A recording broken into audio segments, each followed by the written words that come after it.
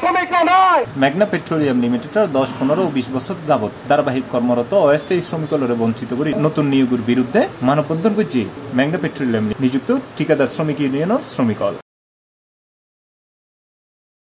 এ সময় তারা দাবি জানায় বছর পর বছর বৈষম্য শিকার অস্থায়ী শ্রমিকলের অবিলম্বে স্থায়ীকরণ করা পড়বে। শ্রম আইন, বিপিসি নীতিমালা পরিপন্থী নিয়োগ বিজ্ঞপ্তি বাতিল করে শ্রমিকলরে স্থায়ী গরিবের দাবিতে তারা এই মানববন্ধন করে। এই নিয়োগ বাতিল না হলে আমাদের কর্মসূচি আজকে থেকে শুরু।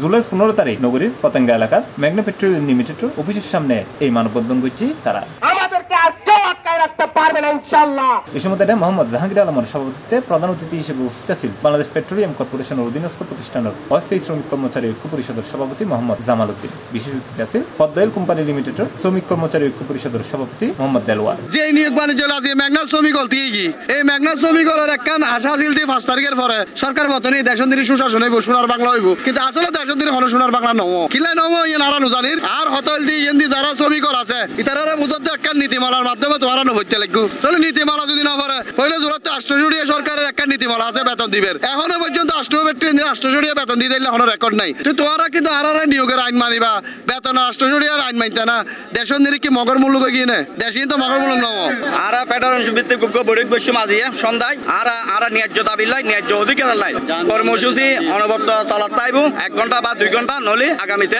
আরো বড় ধরনের কর্মসূচি হইবার সম্ভাবনা আছে যদি আর ন্যায্য অধিকার আর ফিরাই না দেয়। দীর্ঘদিন ধরে আর মেঘনা পেট্রোলিয়াম চাকরি করি আর এড়ে যারা অস্থায়ীভাবে দীর্ঘদিন ধরে চুরি করে দক্ষ শ্রমিকসকলের বাদ দি তারা বাইরের তো নিয়োগ লই ফেলার এই হারানো যায় না আর এই নিয়োগ বাতিল করি বাতিল চাই। এই সময় মানববন্ধন ও সমাবেশ পরিচালনা করছে সাধারণ সম্পাদক আলমগীর হোসেন জুয়েল।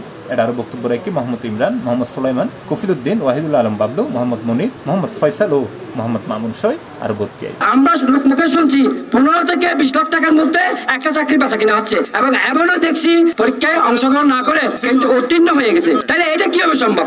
আর মূল কথা হইলো দায় তো মরে গেই জিন্দা মরা এটা 71 লই এই পর্যন্ত চুরি করে নাই মরে গেই। কারণ আর ভাই আছে ফুয়া ভাই আছে এছাড়া যাতে নমরে ওনারা এই ব্যবস্থা করে দেন। আর সাইডে এই অবৈধ নিয়োগ বাতিল করন, নতুন করে নিয়োগ দেন এবং যারা আর দীর্ঘদিন এটা শ্রম দিন আর দেন আবার নিয়োগ সুযোগ করে দেন। আমাদের পরিবার চলে আমাদের এই চাকরির ইনকামের টাকা দিয়ে। এখন এই চাকরি যদি আমাদের না হয় আমাদের স্বপ্ন আশা সব ভঙ্গ হবে, কারণ আমরা দীর্ঘদিন এখানে একটা চাকরির আশায় অস্থায়ী শ্রমিক হিসেবে কর্মরত। লোক মুখে শোনা এখানে অনেকেই পরীক্ষা না দিয়ে আপনার ওদের মেরিট লিস্টে নাম আসছে। এই বিতর্কিত নিয়োগ বাতিল করে যাতে অস্থায়ীদেরকে অগ্রাধিকার দিয়ে যাতে একটা নতুন নিয়োগ দেওয়া হয়, আমরা এটাই দাবি করি। আমাদের দাবি মানতে হবে। C plus TV, Chittagong.